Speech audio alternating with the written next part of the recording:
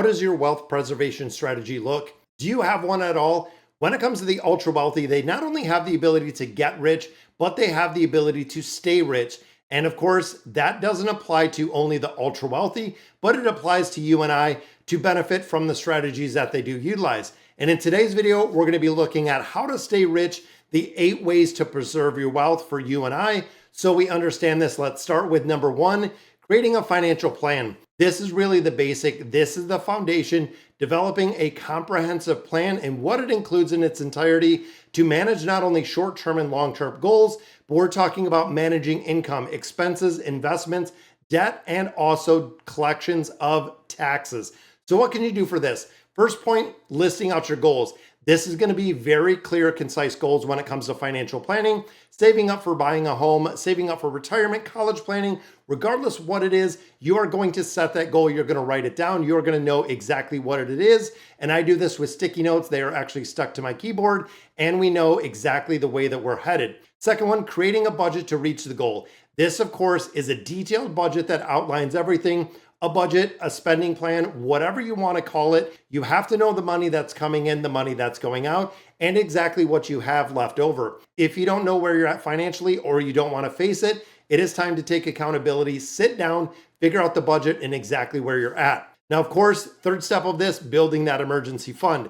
When you start thinking of the emergency fund, this is what is going to help with the preservation of wealth. If you have an unexpected financial expense, 3 to 6 months of really living expenses put aside in a liquid savings account. This doesn't mean investment account, doesn't mean CDs. This is looking at a high yield savings account where the money is liquid in case of that emergency is going to be your backup plan. Fourth one of this, investing in the future. This is going to be retirement plans. We're talking about, your 529s, your 401ks, the taxable brokerage account, making sure that a certain percentage of your pay is earmarked towards retirement. And then as your life evolves, let's say you get married, you buy a house, you have kids, you want to make sure that you're reviewing and looking at this financial plan on a regular basis and making adjustments as needed. When you bring another person into the equation or kids in the equation, definitely time to look over that financial plan. Now, the second one, diversification. This goes back to the old saying, don't put all your eggs in one basket. But when it comes to building wealth,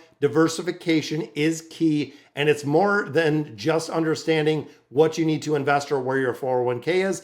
We are talking about stocks, bonds, real estate, alternative investments, gold, collectibles, cryptocurrency, a lot of different things to really hedge where all your money is. For instance, if you put all your money into one single stock, which I do know individuals that do this, into one stock, if anything should happen where the stock goes down, the company sees a couple years of negative growth or anything of that nature, it can wreck your portfolio in the entirety. That is the reason why when it comes to diversification and very simplified diversification, I look at index funds and only index funds or ETFs. Mutual funds I like, but they're a little bit more expensive. When you track an index like the S&P 500, me personally, what I hold in my portfolio is the VOO, the Vanguard S&P 500. It works incredibly well, gives you exposure to around 500 stocks with a single purchase. You're not buying Apple, Nvidia, Microsoft. You're buying the 500 largest companies in the United States with a very easy instant diversification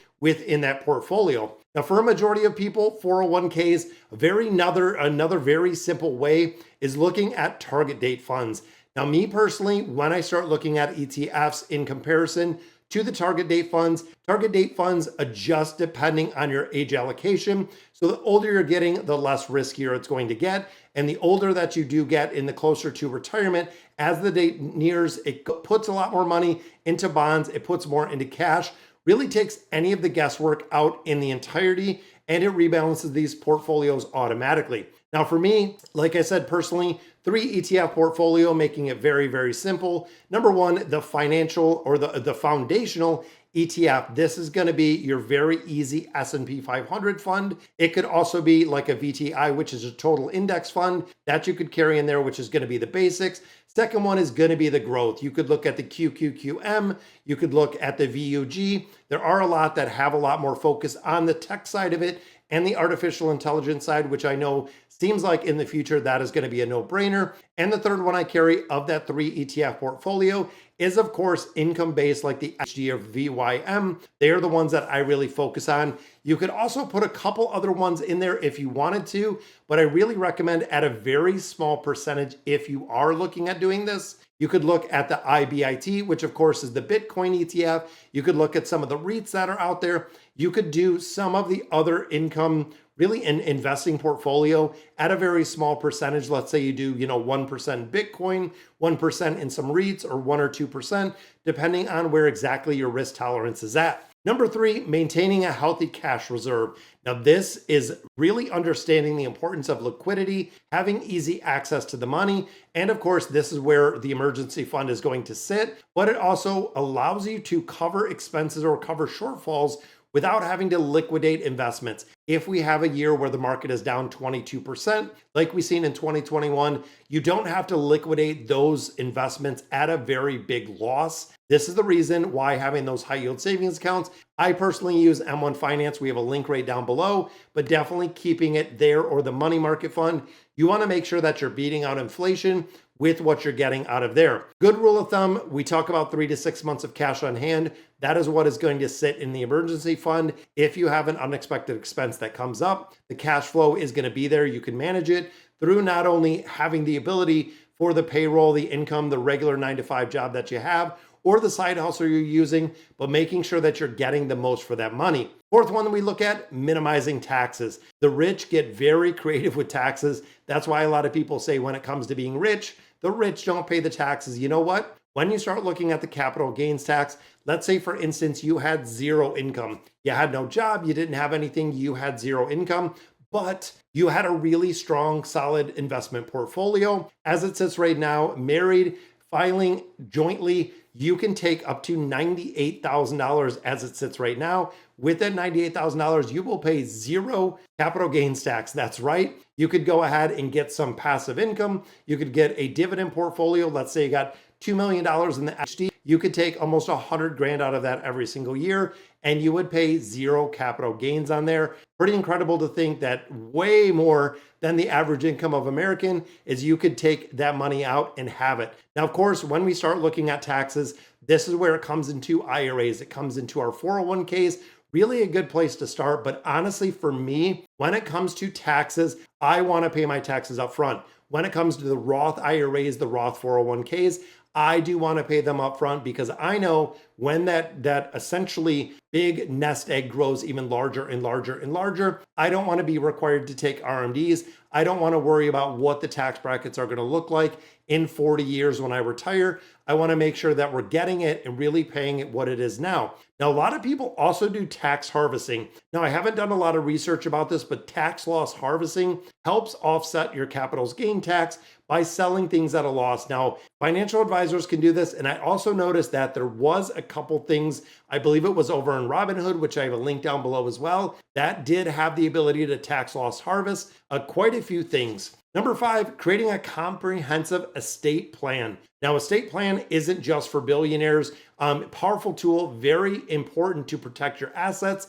ensure their wishes are carried out once you're gone. If you don't leave a plan or don't leave something that says exactly how your assets are going to be taken care of, you want to make sure that you know what it is and you know exactly how it's going to be, regardless of your net worth.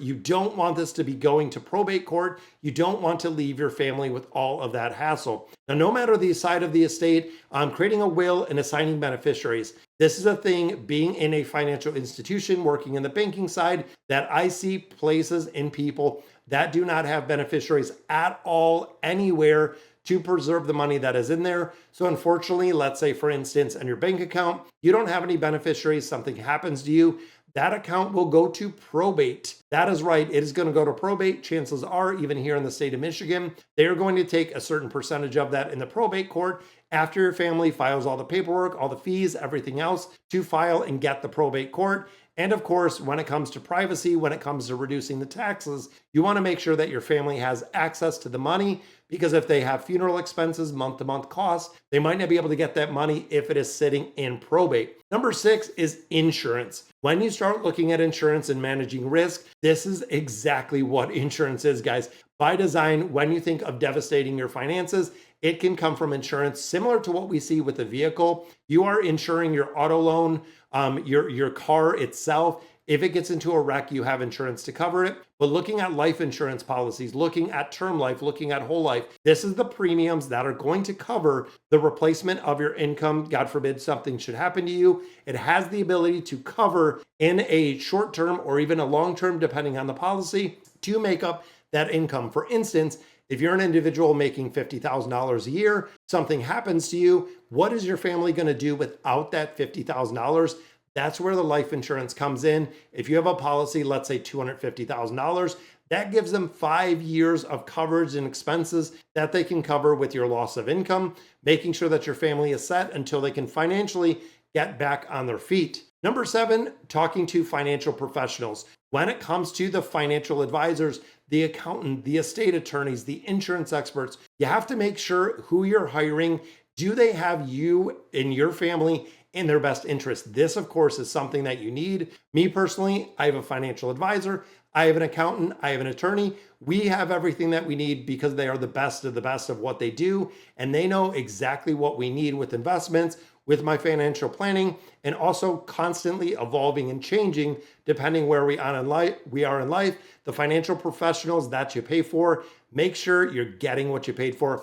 And the final one, number 8, think generationally and plan accordingly. For a lot of people, they think, and everyone says, you can't take it with you, but guess what? You can leave it for your kids. When it comes to building wealth and really building good wealth, building a financial legacy, not just the finances that you have right now, that is the way that rich people pass money through a family trust or really build that generational wealth. When you start thinking of family offices, when you start thinking of a lot of the ultra wealthy, they can use this tool that really can be super beneficial, covering the expenses of your kids, even your grandchildren, when it comes to everything from grocery shopping, paying the bills. You can have someone manage it or manage it yourself and really make sure that the money isn't gone sooner than it should be. So the bottom line, guys, when it comes to building wealth, you not only want to generate wealth, but you want to have the ability to stay and really keep that wealth through generations. With having good financial habits, you can absolutely do that. Putting the money mindset into place and thinking strategically when it comes to wealth generation and, of course, preservation. So guys, that's going to do it for today's video, and I'll catch you in the next one.